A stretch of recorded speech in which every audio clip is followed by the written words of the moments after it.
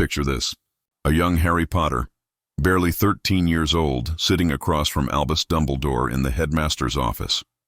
The usual twinkle in Dumbledore's eye is gone, replaced by something far more somber. And then, instead of cryptic advice and half-truths, Dumbledore speaks plainly. He tells Harry everything. The prophecy, the Horcruxes, the truth about why Voldemort wanted him dead that Halloween night. And most devastating of all, that Harry himself carries a piece of Voldemort's soul within him. That to truly defeat the Dark Lord, Harry must be willing to die. This is the conversation that never happened in the original story. But what if it did? What if Dumbledore abandoned his carefully orchestrated plan and simply told Harry the truth years before that fateful walk to the Forbidden Forest? How would this single moment of honesty reshape the entire Harry Potter saga? Would it save lives or would it doom them all? Today, we're diving deep into one of the most compelling what-if scenarios in the wizarding world. What if Dumbledore told Harry the truth earlier? Let's start by establishing when this conversation might realistically happen. Dumbledore had opportunities throughout Harry's time at Hogwarts, but two moments stand out as particularly pivotal. The first is at the end of Harry's second year, right after the Chamber of Secrets incident. Harry has just destroyed his first Horcrux, Tom Riddle's diary, albeit unknowingly. He's faced Voldemort's memory and survived once again. The connection between them is becoming undeniable. Dumbledore could sit Harry down in that moment and explain what the diary really was, what it means, and what other Horcruxes might exist. The second opportunity comes after the Triwizard Tournament. At the end of Goblet of Fire, Voldemort has just returned to his body. Harry has witnessed Cedric's murder. He's connected to Voldemort's mind more strongly than ever. The war is no longer a distant threat, but an immediate reality. This might be the moment when Dumbledore realizes that keeping Harry in the dark is no longer protective, but dangerous. In this scenario, let's say Dumbledore chooses the aftermath of the Triwizard Tournament. Harry is 14, traumatized, but also more mature than ever before. He's seen death. He understands that this war is real. So what exactly does Dumbledore reveal? First, the complete prophecy. Not just the part Dumbledore shared in Order of the Phoenix, but the full context from the beginning. He explains how Sybil Trelawney made this prophecy, how Voldemort only heard part of it, and how that partial knowledge led to Voldemort targeting the Potters. He tells Harry that the prophecy speaks of neither living while the other survives, that this has always been a fight to the death. There can be no peaceful coexistence with Voldemort. One of them must kill the other. Then comes the harder part. Dumbledore explains Horcruxes. He doesn't shy away from the dark magic involved, from the horror of splitting one's soul through murder. He tells Harry that Voldemort created multiple Horcruxes, and that's why he survived that night in Godric's Hollow. His soul was anchored to the earth by these objects. And here's where Dumbledore must make his most difficult admission. When Voldemort tried to kill Harry, when that curse rebounded, a piece of Voldemort's already unstable soul broke off and latched onto the only living thing in the room. Harry himself became an accidental Horcrux. Imagine being 14 years old and learning that you carry a piece of the darkest wizard in history inside you. That the connection you feel to Voldemort isn't just magical resonance from that night, but an actual fragment of his soul intertwined with yours. That your scar isn't just a mark, but a constant reminder of this parasitic bond. And then Dumbledore must tell Harry the logical conclusion. As long as that piece of soul remains in Harry, Voldemort cannot truly die. And there may come a time when Harry must sacrifice himself to destroy it. Now, Dumbledore being Dumbledore, he wouldn't present this as absolute certainty. He'd leave room for hope, for the possibility that there might be another way. He'd emphasize that they have time to research, to look for alternatives, to understand the magic involved more deeply. But the fundamental truth remains. Harry is both the weapon and potentially the sacrifice needed to end Voldemort. Harry's immediate reaction would be complex. Part of him might feel vindicated. All those times he felt different, all those strange connections to Voldemort, the Parseltongue ability, the dreams and visions. They all suddenly make sense. He's not going mad. There's a concrete magical reason for everything, but validation comes with a terrible price. Harry has always been marked for death, but now he knows it explicitly. The weight of that knowledge would be crushing. We know Harry. We know his character. His initial response would likely be acceptance mixed with determination. He's the boy who walked into the Forbidden Forest in Deathly Hallows without hesitation once he understood what needed to be done. But that Harry was 17, had lived through years of war, had lost countless loved ones, and had come to terms with his mortality gradually. This Harry is 14, still reeling from watching Cedric die, still young enough to believe he has a future. Being told he might not have one would hit differently. The real question is what Harry does with this information. And this is where our timeline truly begins to diverge. Let's walk through the changes year by year, starting with what would have been Harry's 5th year. In the original timeline, Harry's 5th year is dominated by his anger and isolation. He lashes out at Ron and Hermione. He feels abandoned by Dumbledore, who refuses to even look at him. He's desperate for information and feels like everyone is keeping secrets from him. The formation of Dumbledore's army becomes an act of rebellion as much as preparation. But in our alternate timeline, none of that happens. Harry isn't angry because he's been let in on the secret. Dumbledore hasn't distanced himself because there's no reason to. The occlumency lessons with Snape might still happen, but Harry would understand why they're crucial. He knows now that Voldemort can see through his eyes, that the connection goes both ways. He'd be motivated to learn rather than resentful of the imposition. Whether he'd succeed is another question. Snape's teaching methods and Harry's temperament might still clash, but at least Harry would be trying. More importantly, the disaster at the Department of Mysteries doesn't happen. In the original story, Voldemort lures Harry there with a vision of Sirius being tortured.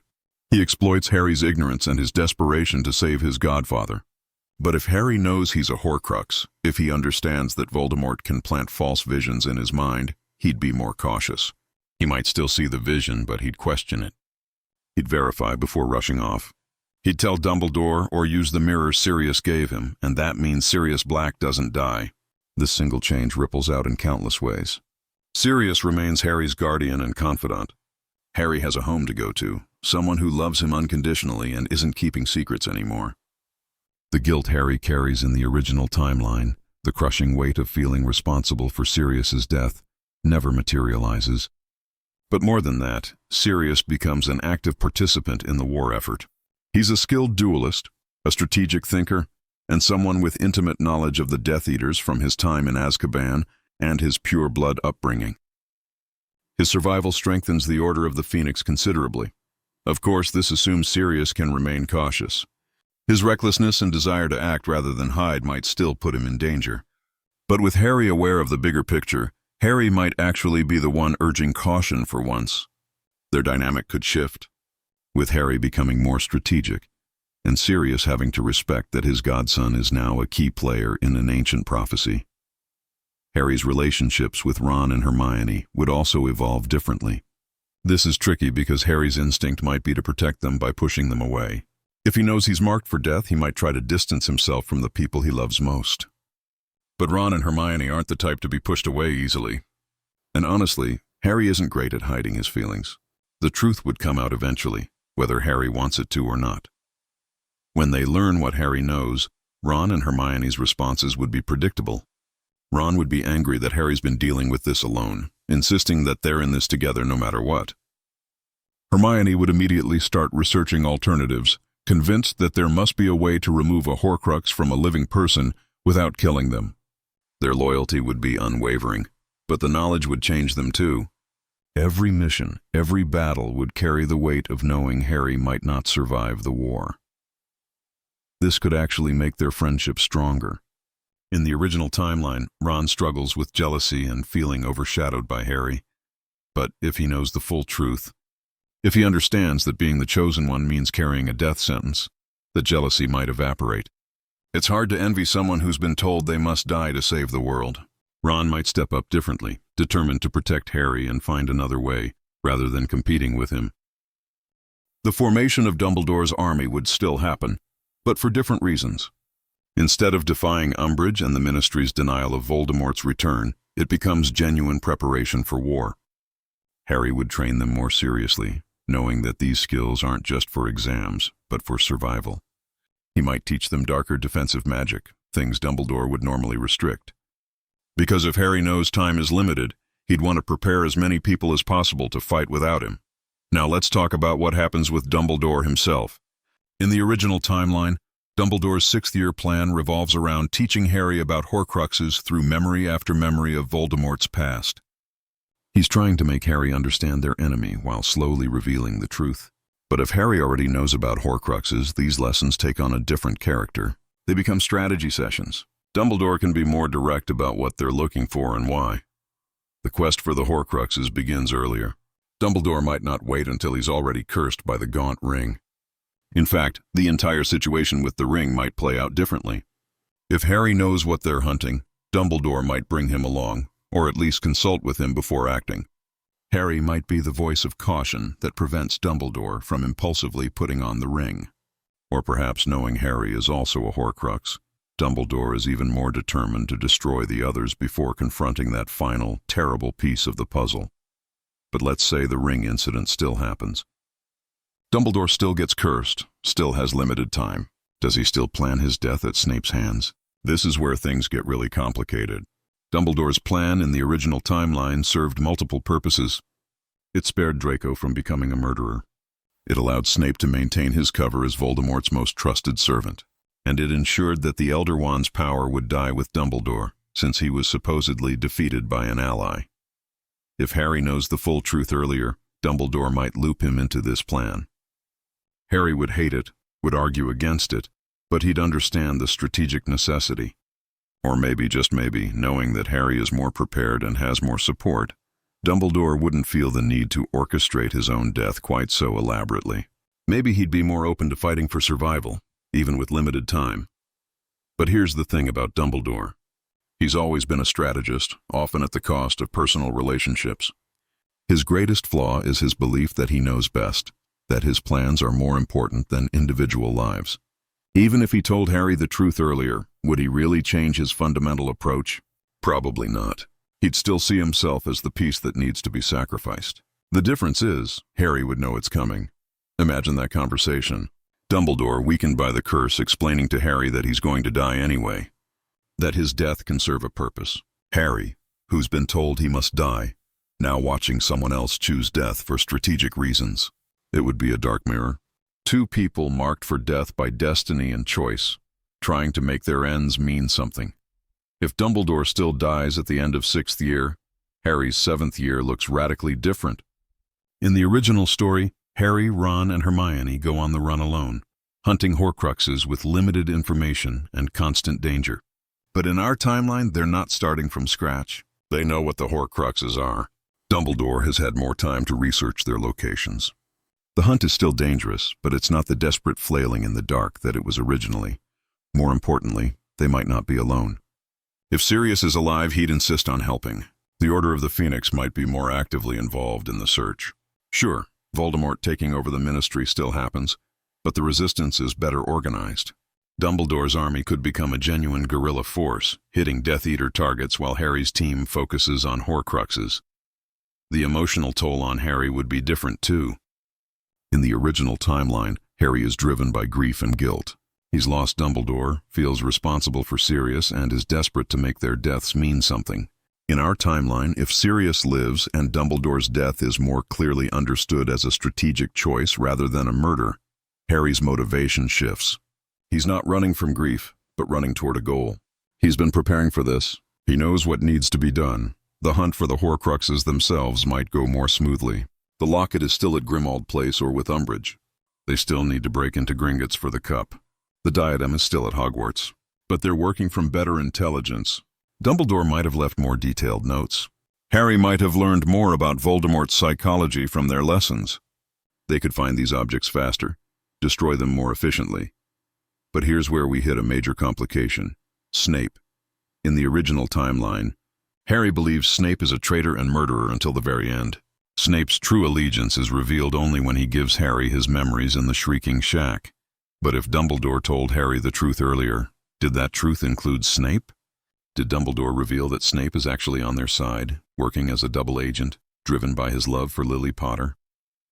This is a crucial question because it changes everything about Snape's role. If Harry knows Snape is an ally, their interactions become even more complex. Harry still hates him for his treatment over the years, for the bullying and the cruelty. But he'd have to reconcile that with knowing Snape is risking his life for their cause. It would be agonizing for both of them. Snape couldn't afford to treat Harry differently, couldn't show favoritism without blowing his cover. Harry would have to endure Snape's hatred, knowing it's at least partially an act. On the other hand, if Dumbledore kept Snape's true allegiance secret even while revealing everything else, it suggests he didn't trust Harry completely, and that mistrust might have consequences.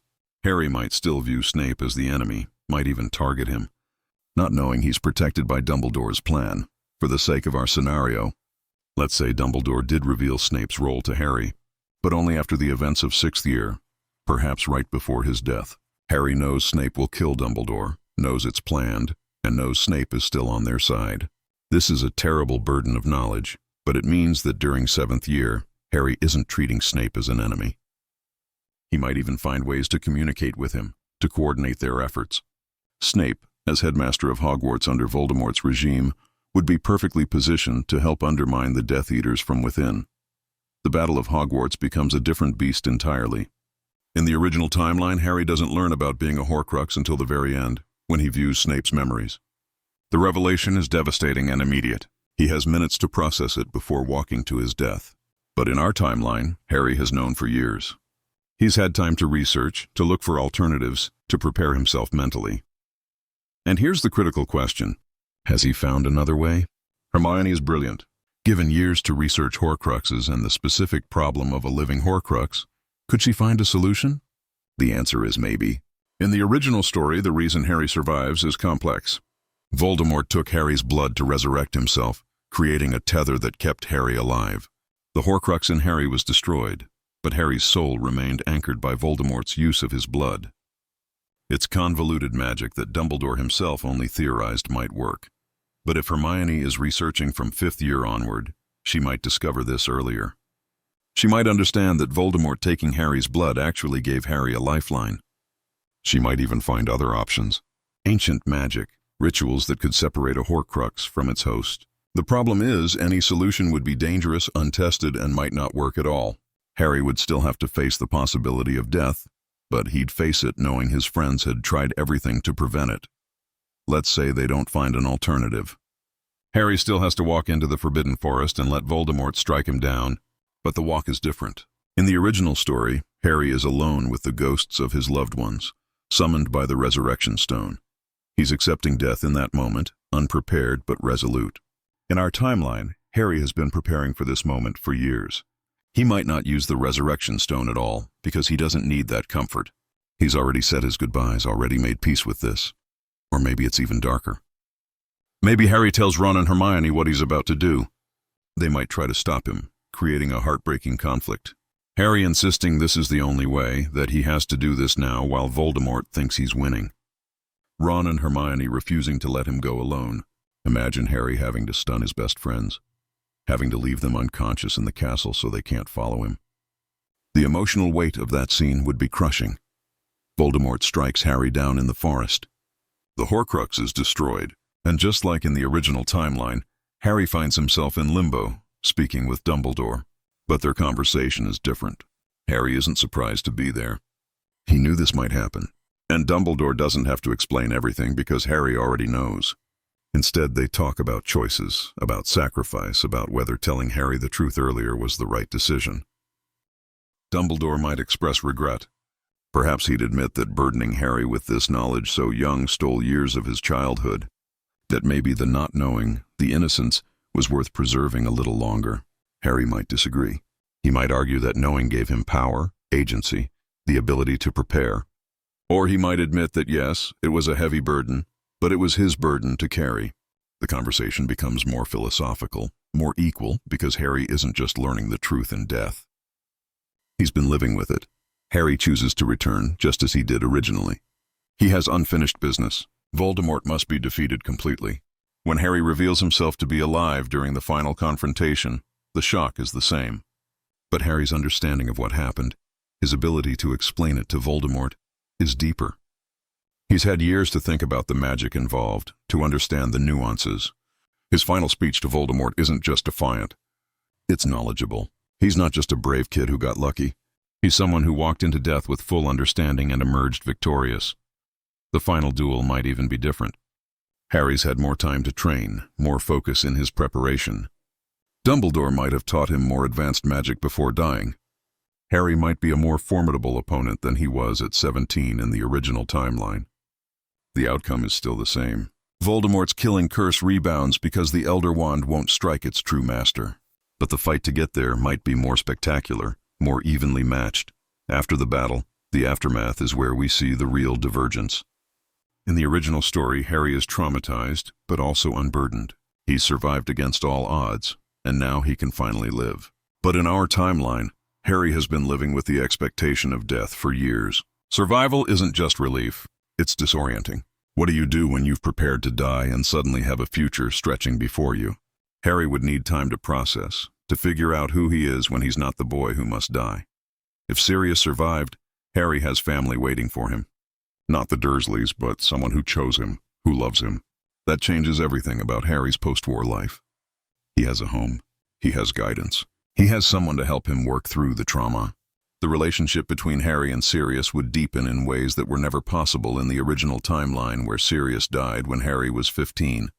Ron and Hermione would also be changed by this journey. They've spent years knowing their best friend might die, working desperately to prevent it. The relief when Harry survives would be overwhelming, but so would the readjustment. They've all grown up faster, harder, with more knowledge than teenagers should have. The innocence of Hogwarts, the simple joy of school years, was stolen from them even more thoroughly than in the original timeline. There's also the question of how the wizarding world views Harry.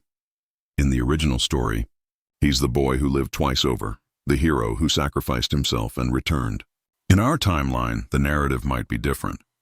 More people knew about the Horcrux hunt because Harry and his friends were working with the Order more openly. The prophecy might become public knowledge. Harry might be seen less as a miraculous hero and more as someone who fulfilled a dark destiny. The awe might be mixed with pity, or even discomfort. He's a reminder of how close they came to losing everything and what it cost to win. Harry's career path might change too. In the original timeline, he becomes an Auror, continuing to fight dark wizards. But if he's been fighting since he was 14, truly fighting with full knowledge of the stakes, he might crave peace instead. Maybe he becomes a teacher, wanting to ensure the next generation is better prepared. Maybe he retreats from public life entirely for a while, needing time to figure out who Harry Potter is when he's not defined by a prophecy. Now let's step back and really examine the core question. Was Dumbledore right to wait? In the original timeline, his reasoning was clear. Harry needed to be kept innocent as long as possible. The knowledge of being a Horcrux, of needing to die, would warp his entire existence. Dumbledore wanted Harry to live, to love, to experience joy without the shadow of death hanging over him. It was an act of protection, even if it meant Harry felt abandoned and confused. But that protection came at a cost. Harry's lack of knowledge led to mistakes. Sirius died because Harry didn't understand the connection to Voldemort well enough. The hunt for Horcruxes was more difficult because Harry and his friends were working blind. And when Harry finally learned the truth, he had almost no time to process it before having to act. In our alternate timeline, Harry gains agency and preparation at the cost of his childhood. From age 14 onward, he lives with the knowledge that he might have to die. Every birthday, every Christmas, every moment of happiness is tinged with the awareness that it might be his last. That's a crushing weight for anyone, let alone a teenager. It might make him reckless, throwing himself into danger because he's already accepted death. Or it might make him overly cautious, afraid to let anyone close because he doesn't want them to suffer when he's gone. The argument for telling Harry earlier is rooted in respect and practicality. Harry deserves to know the truth about his own life and fate. He deserves the chance to prepare, to make informed choices, to be an active participant in his own story, rather than a pawn in Dumbledore's grand plan. From a practical standpoint, a prepared Harry is a more effective Harry. He's motivated to train harder, to learn more, to work cooperatively with allies. The mission to destroy Voldemort becomes more efficient, but the argument against is about preserving humanity. What Dumbledore gave Harry by keeping him in the dark, at least for a while, was the chance to be a kid, to play Quidditch without the weight of the world on his shoulders, to fall in love with Cho Chang and later Ginny Weasley without death looming over every moment, to laugh with Ron and study with Hermione and just exist as a teenager, even with all the other burdens he carried. That innocence once lost can never be reclaimed. There's also the question of trust.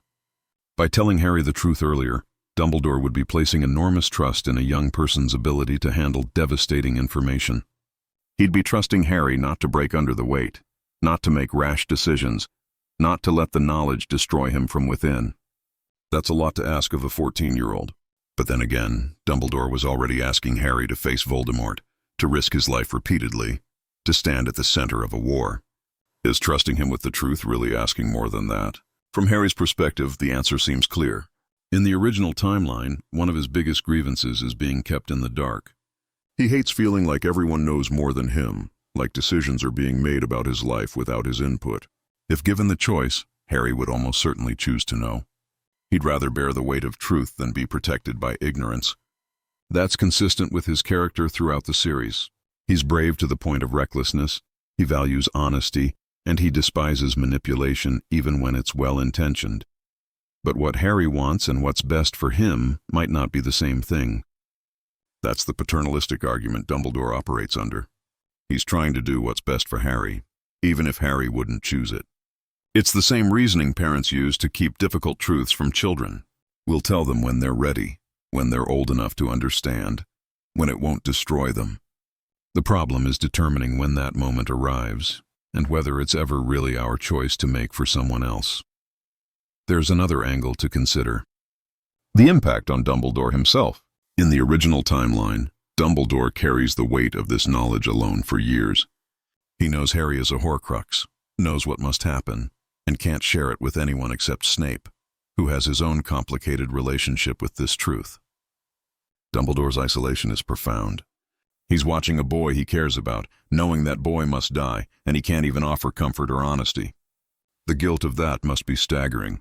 If Dumbledore told Harry earlier, he'd have someone to share the burden with. Their relationship could be more genuine, built on honesty rather than necessary deception. Dumbledore might actually find relief in not being the sole keeper of this terrible secret. Or it might make things worse. Seeing Harry live with the knowledge, watching him struggle with it every day, might be more painful than bearing the secret alone. Dumbledore's guilt might intensify, not diminish, because now Harry is suffering consciously rather than in ignorance. And what about Snape? If Harry knows the truth about being a Horcrux, and potentially about Snape's true allegiance, it adds another layer to their already complex relationship. Snape hates Harry for being James Potter's son, but he's also protecting Harry for Lily's sake. If Harry knows this, their every interaction becomes loaded with unspoken tension.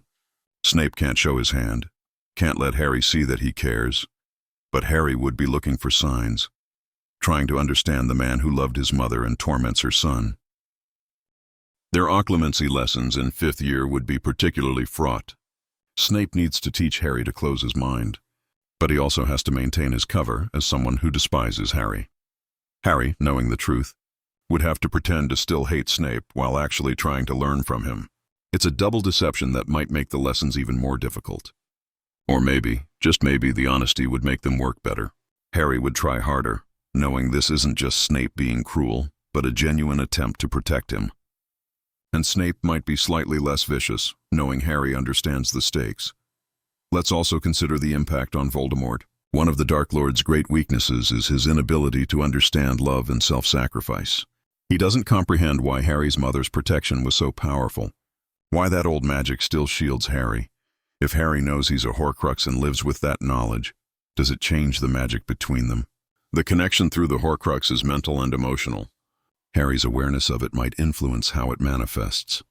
Harry might become better at controlling the visions, at shielding his thoughts, or the opposite might happen. The stress and fear of knowing could make Harry more vulnerable, giving Voldemort more access. Voldemort might sense something different in Harry, a resignation or determination that wasn't there before.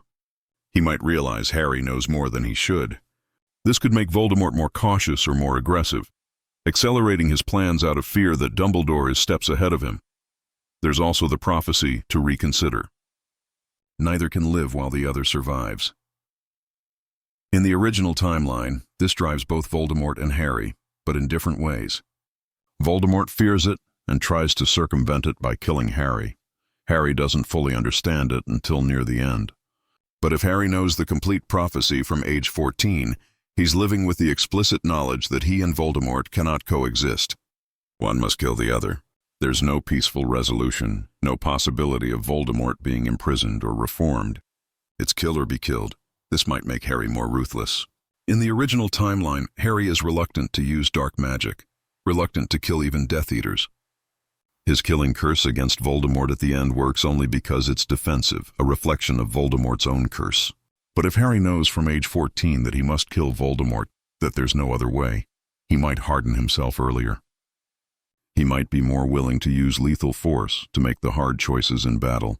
That would change who Harry becomes. He might win the war but lose pieces of his soul, metaphorically speaking, along the way. Or maybe the opposite happens. Maybe knowing he must eventually kill Voldemort makes Harry even more determined to preserve his own humanity. He refuses to become like Voldemort, refuses to let the prophecy turn him into a killer before he absolutely must be. Every choice to show mercy, to use non-lethal magic, becomes an act of defiance against the darkness he's destined to end. Harry's inherent goodness might shine even brighter in contrast to the darkness he knows he carries. The Horcrux within Harry also raises questions about his magical abilities. In the original timeline, Harry can speak Parseltongue because of the Horcrux. He has a connection to Voldemort's thoughts and emotions. These abilities fade after the Horcrux is destroyed. But if Harry knows what's causing these abilities, does he use them more strategically?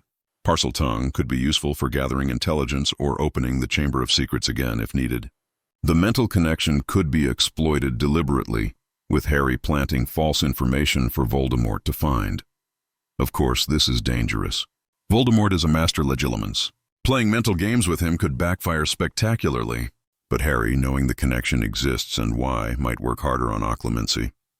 He might actually succeed at closing his mind, preventing Voldemort from exploiting their link. This would be a major strategic advantage, taking away one of Voldemort's tools for tracking and manipulating Harry. Now let's think about Hermione's role in all this. We know how brilliant she is, how her research skills have saved them time and time again. Given years to focus on the problem of living Horcruxes, she might make real breakthroughs.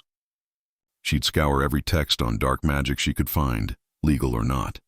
She might even venture into the restricted section regularly, with or without permission. Her determination to save Harry would override her usual respect for rules. Hermione might discover references to ancient magic, to rituals that could separate a soul fragment from its host. These wouldn't be pleasant or easy. They might require rare ingredients, specific astronomical alignments, or dangerous magical conditions. But even a slim possibility would be worth pursuing. Hermione, Ron, and Harry might spend summers and holidays tracking down these leads, traveling to magical sites, consulting with obscure experts. It would be a parallel quest to hunting Horcruxes, this desperate search for a way to save Harry's life. Imagine a scene where they finally find something, a ritual that might work but requires an enormous sacrifice. Not death, but something equally precious, perhaps a portion of Harry's magic, perhaps his connection to the wizarding world, turning him into a squib. The choice would be agonizing. Harry might be willing, but would his friends let him? Would Dumbledore allow it? The debate over what Harry should be willing to give up for the chance to live would tear at all of them. Ron, in all this, becomes more than comic relief and loyal sidekick. He's Harry's brother in all but blood, and he's watching Harry prepare to die. Ron's fear of spiders, his insecurities, his teenage angst would all seem trivial next to Harry's burden. This might help Ron mature faster, finding his courage and strength earlier. He'd step up as Harry's protector and supporter in ways that deepen his character. Ron might even be the one to suggest reckless plans to save Harry, the one willing to break any rule or risk anything to keep his best friend alive. The Weasley family's involvement would intensify too. Molly already treats Harry like a son. If she knew the full truth, her protectiveness would skyrocket. She might even clash with Dumbledore over his decision to tell Harry, arguing that the boy has been through enough without adding this burden. Arthur would be more measured but equally concerned. The Weasleys might work behind the scenes to find alternatives, using Arthur's ministry connections to access resources and information. Ginny's relationship with Harry would also shift. In the original timeline, Harry tries to break up with Ginny to protect her, but it's a general wartime precaution. In our timeline, if Ginny knows Harry is likely going to die, their relationship takes on a tragic quality. Every moment together is precious and painful. Ginny might be angry at Harry for accepting his fate, demanding that he fight harder to live. Or she might treasure whatever time they have, understanding that this is all they'll get. Their love story becomes achingly bittersweet. Let's also consider the minor characters whose roles might change. Neville Longbottom, for instance. In the original timeline, Neville steps up in Harry's absence during 7th year, leading the resistance at Hogwarts. He's the one who kills Nagini, destroying the last Horcrux. But if Neville knows the full truth about Harry earlier, if he understands that his own near miss with the prophecy makes him uniquely connected to Harry's fate, he might rise to prominence sooner. Neville and Harry could become closer allies. Two boys marked by prophecy in different ways. Luna Lovegood, with her unique perspective on death and belief in things others can't see, might become an unexpected source of comfort for Harry. She's not afraid to discuss death openly, seeing it as the next great adventure. Harry might find her honesty refreshing after all the tiptoeing around the subject that others would do. Luna could help Harry accept his fate without glorifying it, giving him a healthier mindset than despair or fatalistic acceptance. Draco Malfoy's arc could shift as well. If events unfold differently in 6th and 7th year, if Dumbledore doesn't die the same way or Snape's role is different, Draco's forced recruitment by Voldemort might play out differently. Harry, understanding the pressure Draco is under and the impossible situation he's in, might extend an olive branch. Not friendship, but recognition of shared victimhood. Both are teenagers forced into roles they never chose, carrying burdens that should belong to adults. This doesn't redeem Draco, but it might complicate him further, adding depth to his character. The Dursleys deserve mention too. In the original timeline, Harry's treatment by them is terrible but serves a purpose. The blood protection Lily created requires Harry to call Privet Drive home. But if Harry knows he's a Horcrux, if he understands the magical protections in detail, his summers at the Dursleys become even more unbearable. He'd be aware that he's only there for magical reasons, that the moment he turns 17 and the protection expires, he never has to see them again. That countdown might sustain him, or it might make every day there feel more pointless and cruel. Alternatively, if Sirius survives and the legal questions about his guardianship are resolved earlier, Harry might not have to return to the Dursleys at all. The blood protection is powerful, but if Sirius can provide a different kind of safe haven, the Order might decide it's worth the trade-off. Harry spending summers at Grimmauld Place, training and preparing for war instead of being starved and locked in a cupboard, would change his entire experience of adolescence. He'd feel less isolated, less abused, less like his suffering is endless.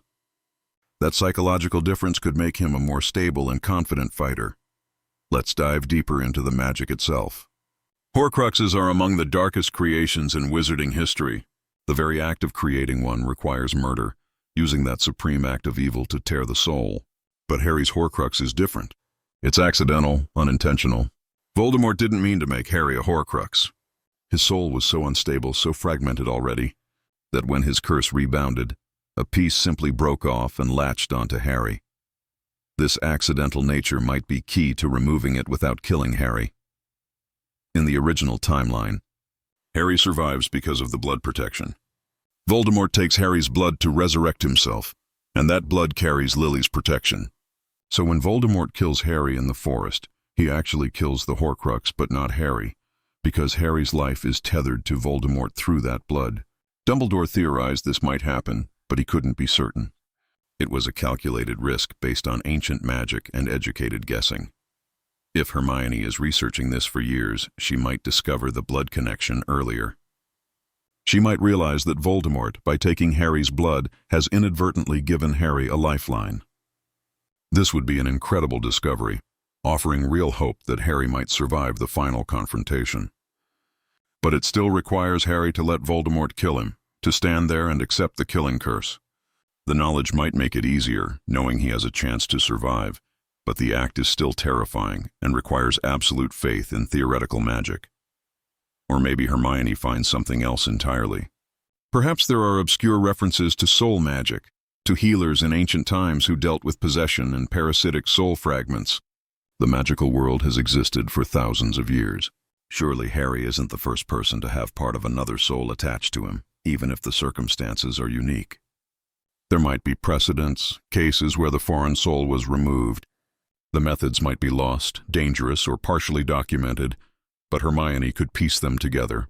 She's solved impossibly complex problems before. This would be her greatest challenge, and her most important. Imagine a subplot where Hermione becomes increasingly obsessed with this research. She's not sleeping enough, not eating enough, spending every spare moment in libraries and archives. Ron and Harry worry about her, but she's driven by desperation to save Harry. She might make breakthroughs, might find tantalizing leads, but nothing definitive. Each dead end would devastate her a little more. Harry would have to be the one to comfort her, to tell her that it's okay if she can't find an answer, that he's made peace with his fate. Which would only make Hermione more determined to prove him wrong. Ron's role in this research would be support. He's not the scholar Hermione is, but he's loyal and practical. He'd help her gather materials, would sit with her during long nights of study, would remind her to eat and rest. He'd also be the emotional anchor, helping both Hermione and Harry deal with the psychological toll of this situation. Ron's emotional intelligence is underrated. He might not always say the right thing, but he's there, solid and dependable, and that matters more than eloquence. The prophecy itself deserves deeper examination. Prophecies in the Harry Potter universe are strange, self-fulfilling things. Voldemort heard part of Trelawney's prophecy, and by acting on it, made it come true. If he'd ignored it, if he'd never tried to kill baby Harry, the prophecy might have remained meaningless.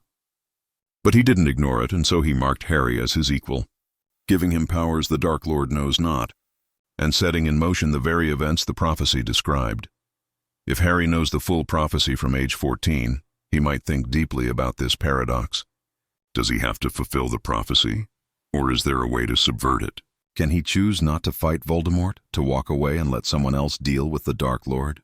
Of course the answer is no, not because of the prophecy, but because of who Harry is. He can't stand by while Voldemort murders innocent people. He can't abandon his friends, his world, his responsibility. The prophecy might have marked him, but his choices keep him in the fight. This raises interesting philosophical questions that Harry might grapple with.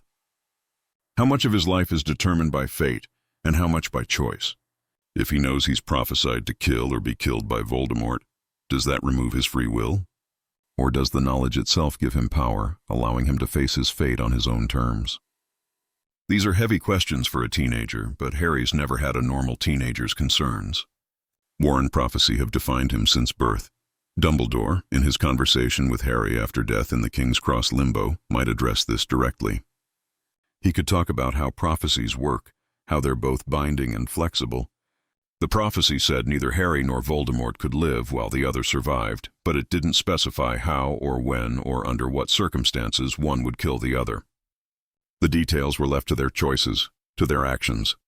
Knowing the prophecy earlier didn't rob Harry of choice. It informed his choices, gave him context, but the decisions were still his own. The theme of choice versus destiny runs throughout the Harry Potter series. Harry is told repeatedly that it's his choices that define him, not his abilities or his circumstances. Dumbledore says it, the Sorting Hat says it, the narrative reinforces it. If Harry knows about the prophecy and the Horcrux from age 14, this theme becomes even more pronounced. He's living with a destiny, but every day he chooses how to respond to it. He chooses courage over despair, preparation over paralysis, hope over resignation. Those choices matter more than any prophecy. Let's consider the magical education Harry would receive if Dumbledore is training him more seriously from 5th year onward. In the original timeline, Harry is talented but not exceptional at magic. He's good at defense against the dark arts, excellent at flying, but average at most other subjects. His real strength is his bravery and his heart. But if Dumbledore is preparing Harry for a specific deadly purpose, that training would be intensive and comprehensive. Dumbledore might teach Harry advanced defensive magic, obscure spells that don't make it into standard textbooks. He'd work on Harry's dueling skills, his reaction time, his ability to think strategically under pressure. They might practice wordless and wandless magic, which would give Harry an advantage in combat. Dumbledore could share knowledge of ancient magic, the kind of deep, powerful spells that require understanding, not just incantation. Harry would still be limited by his age and experience, but he'd be far more formidable than his original timeline counterpart. Imagine Harry at 17 in this timeline. He's been training seriously for 3 years. He knows wandless levitation, can cast Patronuses without thinking, has mastered a dozen different shield charms and offensive spells. He understands magical theory at a level most wizards never reach. He's not Dumbledore-level powerful, but he's close to adult wizard competency while still in school. This Harry would be a genuine threat to Death Eaters, not just a brave kid getting lucky. This training would also attract attention. Other students would notice Harry disappearing for private lessons with Dumbledore. Rumors would spread. Some might think he's being groomed as Dumbledore's heir. Others might resent the special treatment. The dynamic at Hogwarts would shift, with Harry becoming a more isolated figure. He's not just famous for surviving Voldemort as a baby. He's being prepared for something, and everyone can sense it even if they don't know the details. The Ministry's response would be interesting too. Fudge and later Scrimgeour are both suspicious of Dumbledore and Harry. If they learn that Dumbledore is giving Harry intensive private training, they might see it as evidence of Dumbledore building a private army or preparing a coup. The political situation could become even more tense, with the Ministry taking steps to limit Dumbledore's influence or to control Harry. This could lead to earlier conflicts, forcing Harry to choose between loyalty to Dumbledore and compliance with Ministry authority. Of course, once Voldemort's return becomes undeniable, the Ministry's tune changes. Scrimgeour in particular would want to use Harry as a symbol, as propaganda for the war effort. But a Harry who's been training and preparing for years is a different kind of symbol. He's not just the boy who lived, a lucky survivor. He's a weapon being forged, a warrior in the making. Scrimgeour might see more value in that, or he might see more danger.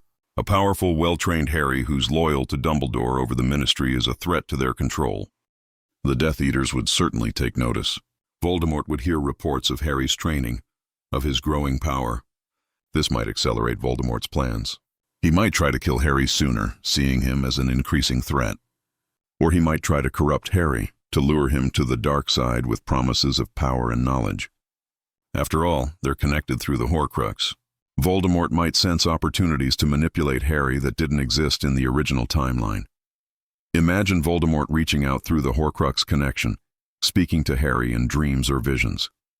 Not just showing him false information, but actually trying to have conversations. He could offer Harry a partnership, arguing that together they could rule the wizarding world, bring order from chaos. He might even tell Harry that they're more alike than different, both marked by prophecy, both survivors of death, both connected in ways no one else understands. It would be insidious manipulation, trying to twist Harry's understanding of their connection. Harry, knowing he carries a piece of Voldemort's soul, might be vulnerable to this in ways he wasn't originally. He'd wonder if Voldemort's thoughts and feelings are bleeding into him through the Horcrux. Is his anger his own, or is it Voldemort's? When he feels the urge to use dark magic, to hurt his enemies, is that Harry or the Horcrux? The psychological warfare would be intense, with Harry constantly questioning his own mind and motivations. This is where Snape's occlumency lessons become crucial. If Harry can master closing his mind, he can block Voldemort's influence, maintain a barrier between them. But if he fails, if the connection remains open, Harry might start to lose himself. He might become more like Voldemort, more ruthless and cold. His friends would notice the change, would try to bring him back, but Harry might resist. He might argue that becoming darker, harder, is necessary to defeat Voldemort, that he has to embrace the darkness within him, to destroy the darkness threatening everyone. This would create incredible dramatic tension.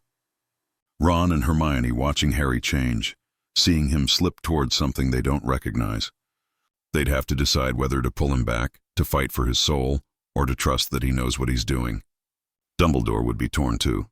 He wants Harry to remain good, to represent light in the fight against darkness, but he also needs Harry to be effective, to be strong enough to win. Where's the line between necessary hardness and actual corruption? The resolution would have to come from within Harry. He'd need to confront the Horcrux's influence directly, to acknowledge that yes, there's darkness in him, both from the Horcrux and from his own capacity for it. But darkness doesn't define him. His choices do.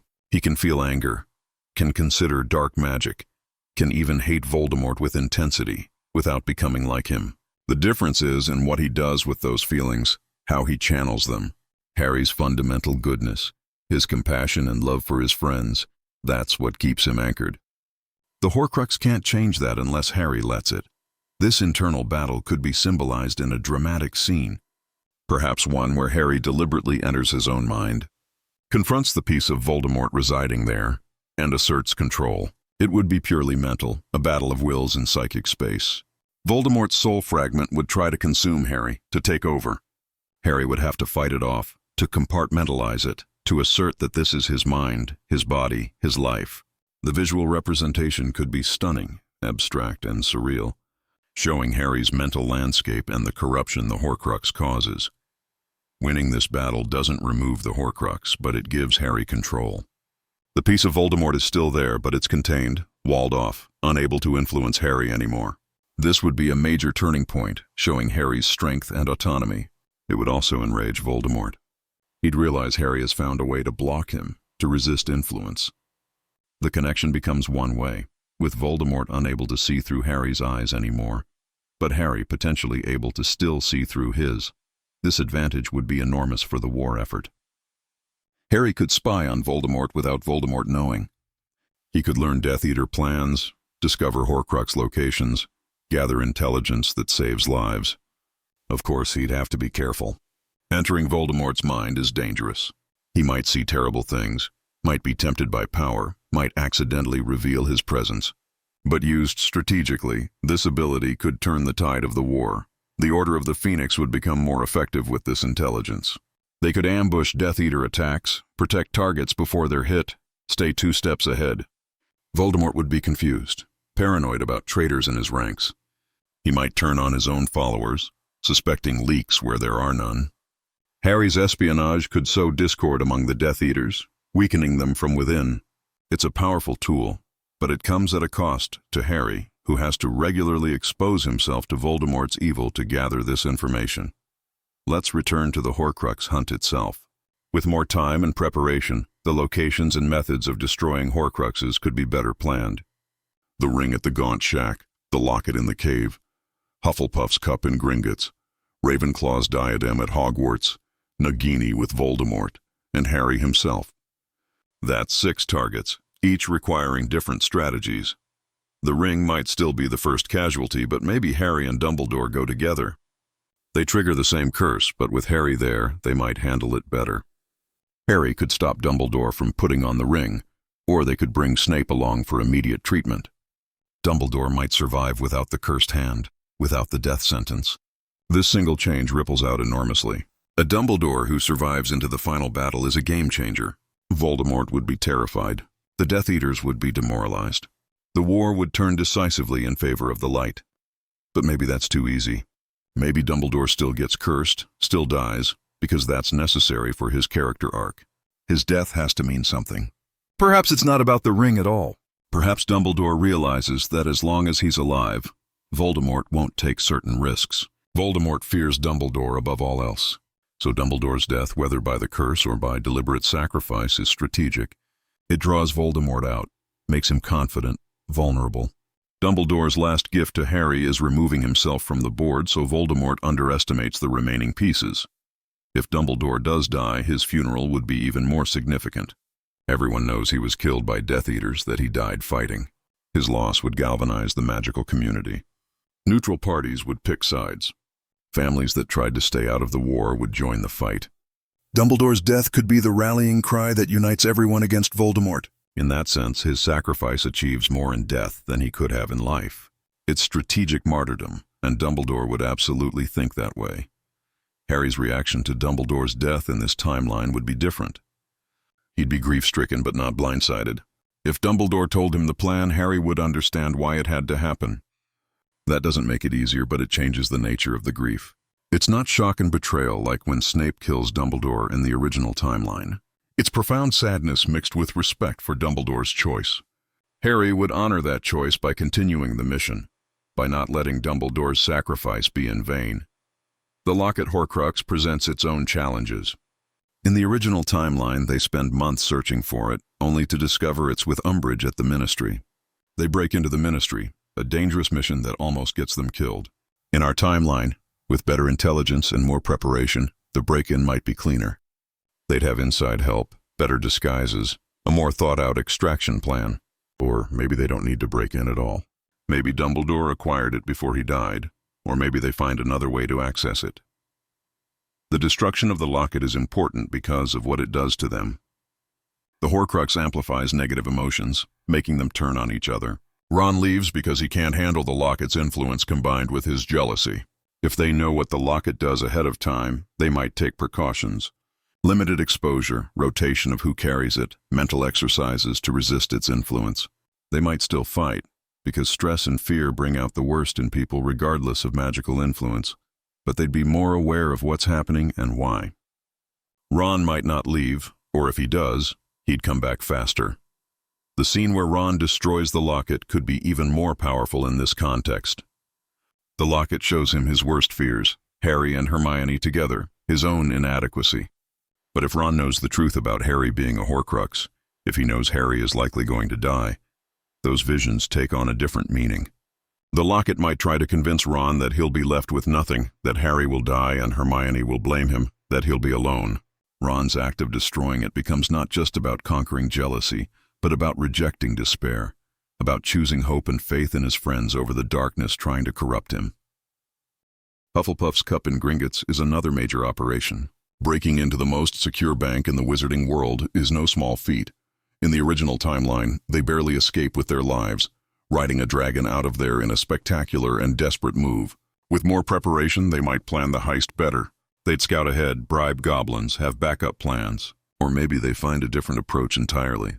Goblins respect cleverness and bargaining. Perhaps they negotiate for the cup, offering something valuable in exchange. It would be a tense negotiation, with the goblins suspicious, and Harry trying to convince them that Voldemort is a threat to everyone, including goblins. Of course, goblins have their own agenda. They might help Harry but demand something significant in return. Perhaps the sword of Gryffindor, which rightfully belongs to them in goblin eyes. Harry might have to make a difficult choice, giving up a powerful weapon to gain access to the Horcrux. Or maybe he promises to return the sword after the war, a debt of honor that he'd have to fulfill later. These kinds of political negotiations add depth to the story, showing that defeating Voldemort isn't just about magical power but about alliances and diplomacy. The diadem in the Room of Requirement presents unique challenges. It's hidden among countless objects, protected by Hogwarts itself in a way. In the original timeline, they find it during the Battle of Hogwarts, in the midst of chaos and fire. In our timeline, if they know about it earlier, they might retrieve it before the battle. Harry could sneak into Hogwarts, use the room, find the diadem, and destroy it without all the drama. But that's less narratively satisfying. The battle is important. It's the culmination of everything, the moment when the entire wizarding world comes together to fight. Maybe they know about the diadem, but can't get to it before the battle. Maybe Voldemort has taken over Hogwarts so thoroughly that infiltrating is impossible. So the retrieval has to happen during the chaos, with Draco and his friends inadvertently helping by cornering Harry there, with the fiend fire destroying half the room. These events might still unfold similarly, but Harry's motivation is clearer. He's not just fleeing Draco. He's on a mission to get that diadem, and nothing will stop him. Nagini is perhaps the trickiest Horcrux. She's alive, sentient to some degree, and always with Voldemort. Killing her means getting close to Voldemort, which is incredibly dangerous. In the original timeline, Neville kills her during the final battle, a heroic moment that cements his character growth. In our timeline, that might still happen the same way. Neville would know the importance of Nagini, would be prepared for the moment when he can strike. His killing of the snake becomes even more significant, a coordinated effort to remove Voldemort's last protection.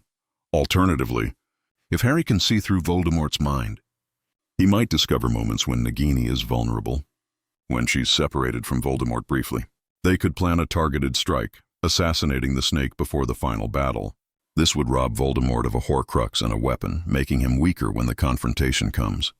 It's strategic and smart, but it lacks the dramatic flair of Neville's kill. For storytelling purposes, Neville's moment might be too important to lose, so Nagini probably survives until the battle. Then there's Harry himself, the final Horcrux. We've discussed how Harry's knowledge of this changes his psychology, his relationships, his preparation. But the actual moment when he must confront this, when he must let Voldemort kill him, is the climax of everything.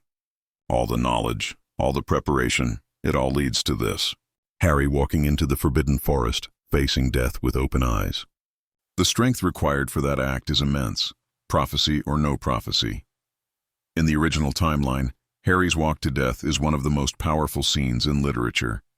He's surrounded by the spirits of his loved ones, drawn from the resurrection stone. They comfort him, tell him it doesn't hurt, walk with him to the end. It's beautiful and heartbreaking. In our timeline, if Harry has had years to prepare for this moment, the scene might be less about fear and more about acceptance. He might not need the resurrection stone because he's already said his goodbyes. He's already made peace, or maybe it's the opposite. Maybe all the preparation doesn't actually prepare him for the moment. When it comes down to it, when he's actually about to die, all that intellectual understanding evaporates. He's terrified. He wants to live. He thinks of everything he'll miss, everyone he'll leave behind. In that moment, Harry is just a scared 17-year-old who doesn't want to die. And that makes his choice to walk forward anyway even more courageous. It's not calm acceptance. It's choosing to do the right thing despite overwhelming fear. That's true bravery. The scene in Limbo with Dumbledore after Harry is struck down would be profound. They'd have a different conversation than in the original timeline. Dumbledore might apologize for telling Harry the truth so early, for burdening him with years of knowledge. Harry might forgive him, or might argue that the burden was his to bear. They'd discuss whether the path they took was the right one, knowing now that Harry survived, that the gamble paid off. Dumbledore might express doubt about his own choices, and Harry would have to be the one offering wisdom, showing how much he's grown. Dumbledore could explain what happens next if Harry chooses to return. The Horcrux is destroyed, that piece of Voldemort is gone, but the connection isn't entirely severed. Harry still has his scar, still has memories of the link. He's fundamentally changed by having carried a piece of Voldemort for so long. That darkness touched him, shaped him, and even though it's gone, the scars remain. Harry would have to live with that, would have to come to terms with being permanently marked by his connection to evil. But he'd also understand that what matters isn't the mark, but how he responded to it. He chose light despite carrying darkness. That's what defines him. Harry's return to life, his revelation that he survived, would be triumphant. Voldemort's shock would be absolute. He thought he'd finally killed the boy who lived. He thought he'd won. And then Harry stands up, alive, and everything Voldemort believed about himself, about his power, crumbles. The final duel between them is inevitable at that point. One last confrontation between the prophesied enemies, except now Harry knows he can win. The fear of death is gone. The Horcrux is destroyed. He's free. The mechanics of the duel might differ from the original. In the book, it comes down to the Elder Wand's loyalty, which is with Harry because he disarmed Draco, who disarmed Dumbledore. That complex chain of ownership is elegant but confusing. In our timeline, maybe Dumbledore explains wand lore to Harry more thoroughly. Harry deliberately plans to disarm Draco, knowing it will give him control of the Elder Wand. Or maybe the duel is more evenly matched, with Harry's training showing. He can counter Voldemort's spells, can fight on equal ground, and only wins when Voldemort's curse rebounds from the Elder Wand's betrayal. The aftermath of Voldemort's defeat would be complex. The Death Eaters are broken, their leader destroyed. Many surrender, some flee, a few fight to the death. The Battle of Hogwarts winds down, casualties are counted, grief sets in. Harry is hailed as a hero, but he feels hollow. He's alive, which he never really expected. Now he has to figure out what to do with that life. Everyone wants something from him. Interviews, testimony at trials, leadership roles. Harry just wants to rest, to process, to mourn everyone they lost along the way. The wizarding world's recovery would take years. The Ministry needs rebuilding. Hogwarts needs repairs. Families need to heal. Harry's role in all this is complicated. He's the symbol of victory, but he's also a traumatized young man who needs space to recover. The public might not understand that. They might expect him to be strong, to lead, to inspire. Harry would have to set boundaries to protect his own mental health, while also acknowledging his responsibility to the world he saved. Therapy, though not commonly depicted in the Harry Potter universe, would be crucial. Harry has so much trauma. Watching people die, carrying a piece of Voldemort, living with the expectation of his own death, the stress of war. He'd need professional help to work through it all. So would Ron, Hermione, Neville, Ginny, and countless others. The magical world would need to develop better mental health support, better ways of dealing with the psychological aftermath of war. Harry could advocate for that, use his influence to ensure the next generation has resources his generation lacked. His relationship with Ginny would need to be rebuilt too. They were together before, but war and secrets created distance. After the battle, they'd have to rediscover each other, learn to be together in peacetime. Ginny is strong and understanding, but she's also been through her own trauma. Her possession by Tom Riddle's diary in second year, the war, watching Harry prepare to die. They'd need time, patience, and honesty to build a healthy relationship. But if they manage it, their bond would be incredibly deep, forged through shared suffering and survival. Ron and Hermione's relationship would likely progress more smoothly. They've been through everything together, and their dynamic has always been bickering that hides deep affection. After the war, with the constant danger removed, they could finally relax into being together. Their relationship would be comfortable, familiar, built on years of friendship and trust. They'd still argue, that's just who they are, but it would come from a place of love and security. Watching them finally get together after years of tension would be satisfying for everyone who's been rooting for them. The trio's friendship would remain the bedrock of all their lives. Harry, Ron, and Hermione have been through literal hell together. They've faced death, dark magic, impossible odds, and they've survived because they had each other. That bond doesn't break just because the war is over. If anything, it strengthens. They'd remain best friends for life, understanding each other in ways no one else ever could.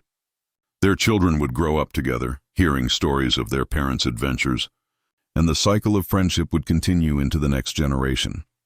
Harry's career choices in this timeline are fascinating to consider. In the original story, he becomes an Auror, head of the Auror office eventually, continuing to fight dark wizards. It's a natural path for someone with his skills and experience. But in our timeline, where Harry has been fighting since age 14, where he's been preparing for death and war for years, would he still choose that path? Or would he crave something different, something peaceful? Maybe Harry becomes a teacher, taking up the defense against the dark arts position at Hogwarts. He'd be phenomenal at it, having real experience and a genuine desire to prepare students for the dangers of the world. He could break the curse on the position, being the first Data professor to last more than a year, staying for decades and shaping generations of witches and wizards. His classes would be practical, honest, and challenging. He wouldn't sugarcoat the darkness in the world, but he'd teach students how to face it with courage and skill. Or perhaps Harry steps away from magic entirely for a while. He's been defined by his magical identity, by being the boy who lived and then the chosen one, his entire life. Maybe after the war, he needs to discover who Harry Potter is outside of that context. He could travel the Muggle world, live a normal life for a few years, work ordinary jobs, experience things he never got to as a child or teenager. It would be therapeutic, a chance to build an identity separate from prophecies and wars. Eventually, though, Harry would likely return to the magical world. It's his home, where his friends and family are, where he can make the most difference. Even if he needs a break, he'd come back stronger and more grounded. His experiences in the Muggle world would give him perspective, would remind him that there's more to life than magic and fighting. That perspective would make him a better leader, a better teacher, a better person. Sirius's role in Harry's post-war life, if he survives, would be enormous. Finally, they'd have time together without war hanging over them. Sirius could actually be the godfather he always wanted to be, helping Harry navigate adulthood, offering advice, being family. They could travel together, repair Grimmauld Place and make it a real home, process their shared trauma. Sirius never got to live freely after Azkaban. The war started almost immediately after his escape. If he survives to see peace, he'd finally have the chance to rebuild his life, and he'd do it alongside Harry. The relationship between them would mature. Harry wouldn't be the teenager looking up to Sirius as a combination of father figure and cool older brother. He'd be an adult, Sirius's equal in many ways. They could be friends, not just godfather and godson. They'd challenge each other, support each other, and help each other heal. Sirius's recklessness might be tempered by Harry's more strategic thinking, and Harry's tendency toward self-sacrifice might be balanced by Sirius's fierce protectiveness. Together, they'd be healthier than either would be alone. Remus Lupin deserves consideration, too. In the original timeline, Remus dies in the Battle of Hogwarts, leaving his infant son Teddy an orphan. It's tragic and poignant, especially after Remus and Tonks finally found happiness together. In our timeline, if the war is fought more strategically, if they have better intelligence and preparation, maybe Remus survives. He's a skilled fighter and a werewolf, which gives him advantages in combat. With better coordination and planning, he might make it through the battle. If Remus lives, Teddy grows up with a father. That single change ripples through the next generation. Teddy doesn't have to be raised by his grandmother and Harry. He has both parents, a stable home, a normal childhood. Harry would still be involved as Teddy's godfather, but it would be different. He'd be the fun godfather who visits and spoils Teddy, not the primary parental figure. Harry might feel relief at that, glad that Teddy has what Harry never did, a complete family. Remus himself would thrive in peacetime. He's always been held back by his lycanthropy, by society's prejudice against werewolves. After the war, with Death Eaters defeated and a chance to rebuild society more fairly, there might be movements toward werewolf rights. Remus could become an advocate, working to change laws and attitudes. His intelligence, his experience, and his inherent goodness would make him an effective spokesperson. He could help create a world where werewolves aren't automatically feared and ostracized. The broader societal changes after Voldemort's defeat are worth exploring. The war revealed deep flaws in wizarding society. The Ministry's corruption, the ease with which people accepted blood supremacy ideology, the lack of protections for magical creatures and marginalized groups. In the aftermath, there'd be a push for reform. Some wizards would resist, wanting to return to the old ways. Others would fight for change, for a more just and equal society. Harry, whether he wants to or not, would be at the center of these debates. His opinion matters. People listen to him. He could advocate for reform, use his influence to push for change. Or he could stay silent, let others handle politics while he focuses on personal recovery. The choice would say a lot about who Harry becomes after the war. Does he embrace his role as a leader and symbol, or does he reject it in favor of a quieter life? Hermione would definitely be involved in reform efforts. She's passionate about justice, about equal rights for all magical beings. Her work with SPEW in school, though often played for laughs, showed her commitment to these issues. After the war, she'd have the credibility and platform to make real change. She could push for house elf liberation, werewolf rights, better treatment of goblins and other magical creatures. Hermione, in the Ministry, working her way up through political ranks, could reshape the wizarding world for the better. Ron's path might be more unconventional.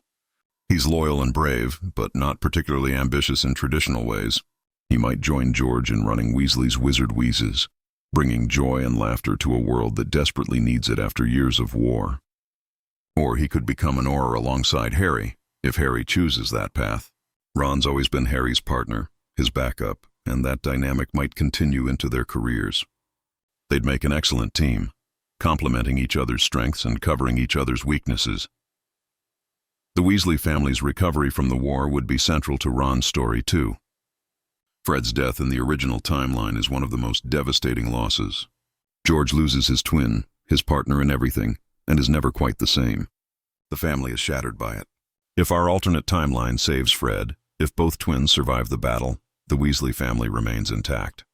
The joke shop continues with both of them, their dynamic unchanged. The family gatherings at the Burrow are complete, not missing that one chair at the table, but maybe Fred still dies.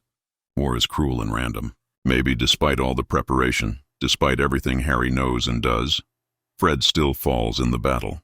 It would be a harsh reminder that knowledge and preparation can't prevent all tragedy. Harry would feel guilty, wondering if there was something more he could have done. Some way he could have saved Fred. Ron would grieve his brother, and Harry would grieve with him, both of them carrying the weight of losses that feel preventable in hindsight, but weren't. If Fred dies, George's journey becomes darker and more complex. He might still run the joke shop, but there'd be an undercurrent of sadness to it. Every joke, every prank would be a tribute to Fred, a way of keeping his memory alive. George might struggle with survivor's guilt, wondering why he lived when Fred died.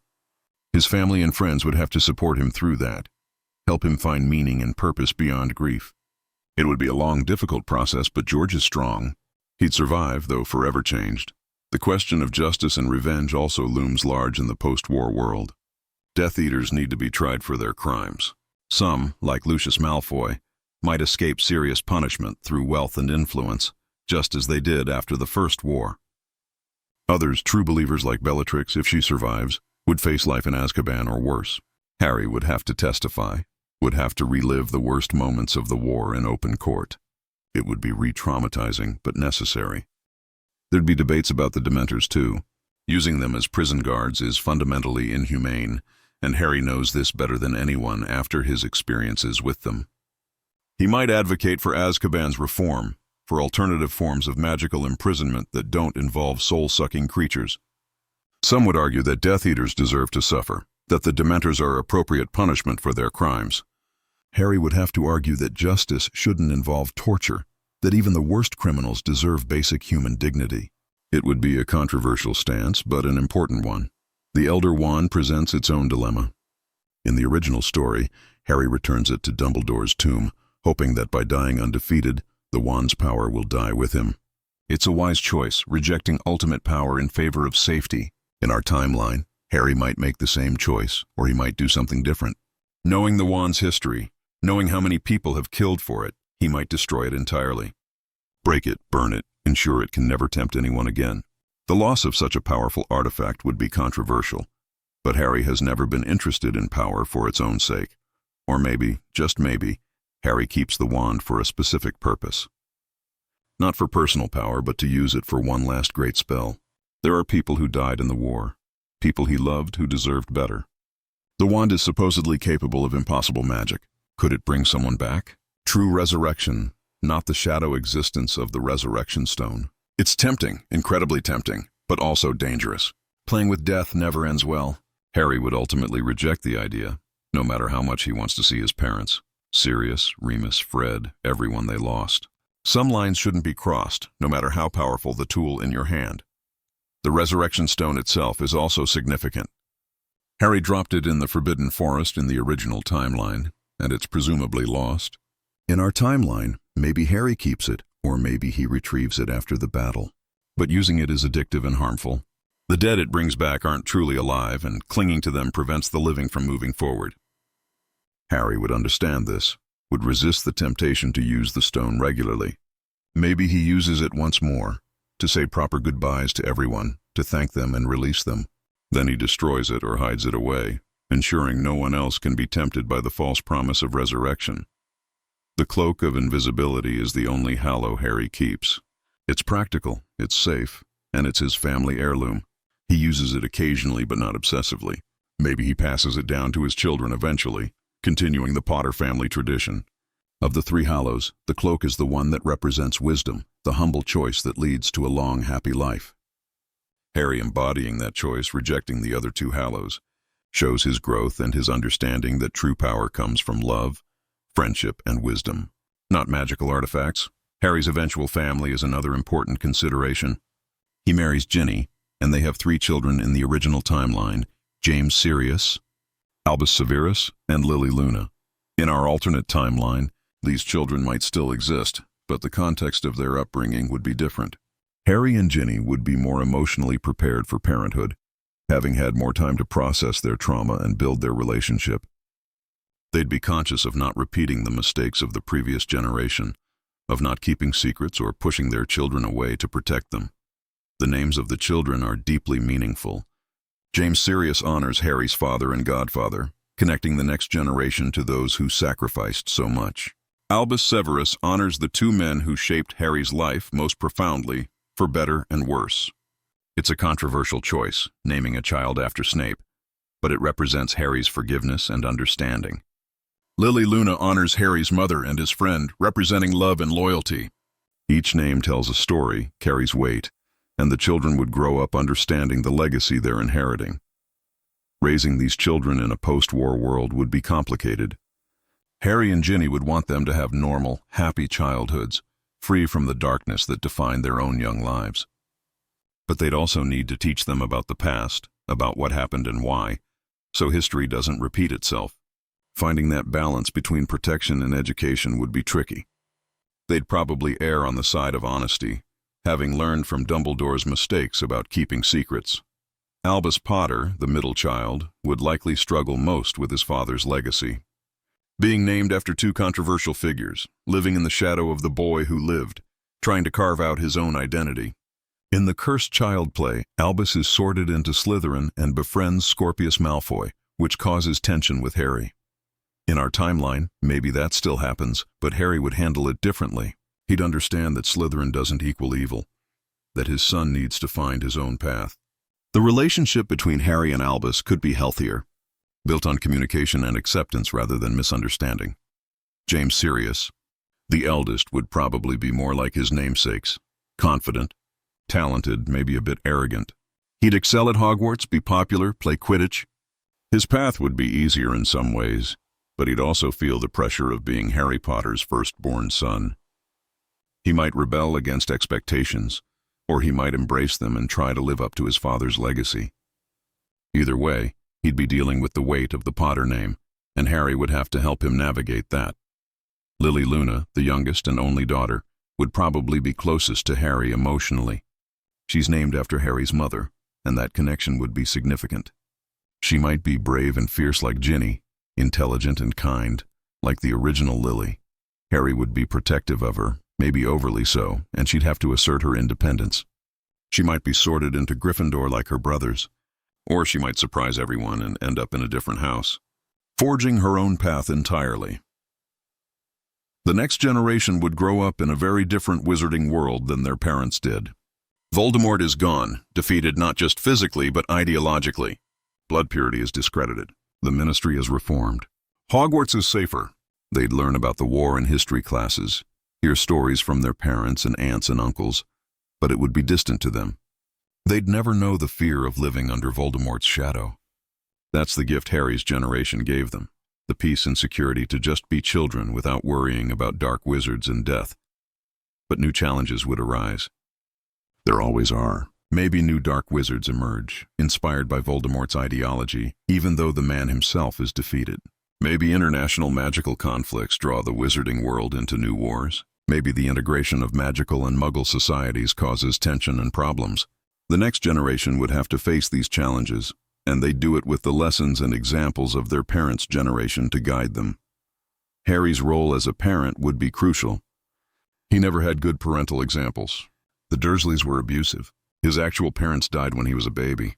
He'd have to figure out fatherhood from scratch, making mistakes and learning as he goes. But he'd have help. He'd have Ginny, who grew up in a loving family and knows what healthy parenting looks like. He'd have Ron and Hermione, raising their own children and figuring it out alongside him. He'd have Sirius, if Sirius survived, offering advice and support. Harry wouldn't be alone in this, and that would make all the difference. The wizarding world's relationship with the Muggle world is another area ripe for exploration in the post-war era. The statute of secrecy has been in place for centuries, keeping the magical and Muggle worlds separate. But in the modern age, with technology advancing and the world becoming more connected, maintaining that separation gets harder. Maybe there are movements toward integration, toward revealing magic to Muggles in a controlled way. Or maybe there are efforts to strengthen the separation, to protect the magical world from Muggle influence. Harry, being half-blood and having lived in both worlds, would have unique perspective on this issue. He understands both sides, the value of magic and the value of Muggle innovation and progress. He might advocate for a middle path, for selective integration where it makes sense. Or he might believe the separation is necessary, that the two worlds are too different to merge successfully. His opinion would be influential, and he'd have to think carefully about what he believes is right. Hermione, being Muggle-born, would likely favor more integration or at least better relations between the worlds. She might work on improving Muggle-wizard relations, on creating programs where magical people can better understand and appreciate Muggle culture, and vice versa. Ron, coming from a pureblood family that's always been fascinated by Muggles, might support her in this. Together they could drive real change in how the two worlds interact. The global wizarding community also deserves attention. The Harry Potter series is very Britain-centric, but there are magical communities all over the world. Voldemort's defeat would have international implications. Other countries might have their own dark wizards inspired by Voldemort, or they might have entirely different magical traditions and problems. Harry's fame extends globally. He's not just the British wizarding world's hero, but a symbol for wizards everywhere. That's a heavy burden, but it also gives him a platform to promote international cooperation and peace. Imagine Harry traveling to different countries, visiting magical schools like Beauxbatons and Durmstrang, speaking at international conferences. He'd learn about different magical cultures, different approaches to magic and society. It would broaden his perspective, help him understand that the British magical world's way isn't the only way. He might bring back ideas for reform, might work to build bridges between magical nations. His experiences would make him not just a war hero, but a true leader and diplomat. The question of what makes someone truly powerful in the magical world is worth examining. Voldemort believed power came from dark magic, from immortality through Horcruxes, from fear and dominance. He was wrong. Dumbledore understood that real power comes from love, from sacrifice, from the connections between people. Harry embodied this understanding, defeating Voldemort not through superior magical skill, but through love and the willingness to sacrifice himself for others. In our alternate timeline, where Harry knows the truth earlier, this theme becomes even more pronounced. Harry spends years living with the knowledge that he carries a piece of Voldemort, the darkest wizard alive. He could have let that darkness corrupt him, could have used his connection to Voldemort for power. Instead, he fights it every day, chooses light over darkness, love over hate. That daily choice, repeated thousands of times, is what makes him powerful. Not magic, not prophecy, but character. Teaching this to the next generation would be Harry's most important legacy. Whether as a professor, a parent, or just as an example, he'd show young wizards that power without morality is empty. That being strong means being kind, being brave means protecting others, being wise means knowing when not to use power. These lessons, learned through pain and sacrifice, would be his gift to the future. The theme of truth versus protection circles back to our original question. Was Dumbledore right to wait? In the original timeline, his protection gave Harry years of relative innocence, but left him unprepared when the truth finally came. In our alternate timeline, telling Harry early gave him agency, but burdened him with terrible knowledge throughout his adolescence. Both approaches have merit and costs. Maybe there's no right answer, just different paths with different consequences. What we can say is that Harry, regardless of when he learned the truth, would have made the same essential choices. He'd have fought Voldemort, protected his friends, been willing to sacrifice himself if necessary. That's who Harry is at his core. The timing of truth might have changed how he got there, might have saved or cost lives along the way, but the destination would be the same. Harry Potter was always going to stand against evil, was always going to choose love over hate, was always going to be the hero the wizarding world needed. In examining this alternate timeline, we see both the power and the burden of knowledge. We see how information can empower but also paralyze, how truth can free but also imprison. Harry, living with the knowledge of his fate, becomes a character study in courage, in choosing to live and fight even when death seems inevitable. It transforms his journey from one of discovery to one of endurance, from learning what he must do to finding the strength to do it. The relationships around Harry become richer and more complex when everyone knows the stakes. Ron and Hermione aren't just his friends but his support system, keeping him grounded and sane while he carries an impossible burden. Dumbledore isn't a mysterious puppet master but a mentor honestly preparing his student for a terrible task. Snape isn't just a bitter teacher but a complicated ally, and knowing his truth earlier adds layers to every interaction. Ginny isn't just Harry's girlfriend but someone who loves him knowing he might not survive. The magical elements remain important, but they become tools in service of the emotional and psychological journey rather than the focus. The Horcrux hunt is still dangerous and dramatic, but it's driven by Harry's determination to destroy every piece of Voldemort so that when he sacrifices himself, it will mean something. The training and preparation aren't just about gaining power but about Harry taking control of his own destiny, making the best possible use of whatever time he has. The Battle of Hogwarts becomes not just a climactic fight but the culmination of years of preparation. Every spell Harry learned, every strategy the Order planned, every sacrifice made along the way, it all leads to this moment. And when Harry walks into the Forbidden Forest, when he faces Voldemort and accepts death, it's not a shock or a sudden revelation, but the completion of a journey he's been on since age 14. That makes his survival, his return, even more meaningful. He's not just lucky. He's earned his victory through years of courage and preparation. The post-war world builds on everything that came before. The peace they achieve is hard-won, paid for with trauma and loss and sacrifice. But it's real, it's lasting, and it's worth the cost. Harry and his generation can finally rest, knowing they gave the next generation a better world. They can heal, can build lives and families, can find joy and purpose beyond war. That's their reward, not glory or fame, but the simple ability to live without fear. And maybe, in quiet moments, Harry reflects on the path he walked. He thinks about that conversation with Dumbledore after the Chamber of Secrets or the Triwizard Tournament, when he learned the truth. He wonders what his life would have been like if he'd remained ignorant a bit longer. Would it have been better? Would it have been worse? He doesn't know, can never know. But he knows he survived, his friends survived, and Voldemort is gone. In the end, that's all that matters. So was Dumbledore right to tell Harry the truth earlier, or was his original caution justified? The answer is complex and depends on what we value most. Truth and agency, or protection and innocence. Preparation and empowerment, or childhood and joy. There are compelling arguments on both sides, and neither path is without pain or loss. What we do know is that Harry Potter, the boy who lived, the chosen one, would have risen to the challenge regardless. That's what makes him a hero, not the timing of his knowledge, but the content of his character.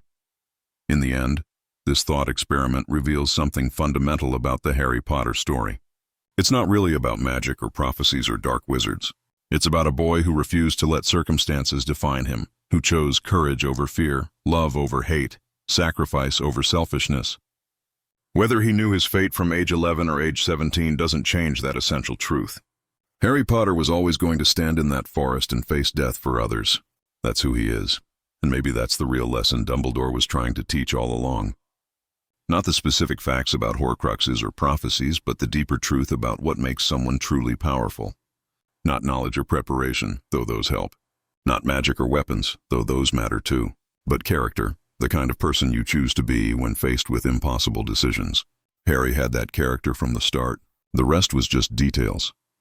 So we close our exploration of this alternate timeline with appreciation for the story we got and curiosity about the story we might have had. We see how a single conversation, a moment of honesty between mentor and student, could ripple out to change everything and nothing. The broad strokes remain the same, but the details, the journey, the emotional resonance shifts in profound ways. Both versions of the story have value, both teach important lessons, both feature a hero worth celebrating. What if Dumbledore told Harry the truth earlier? The answer is complex, nuanced, and endlessly fascinating.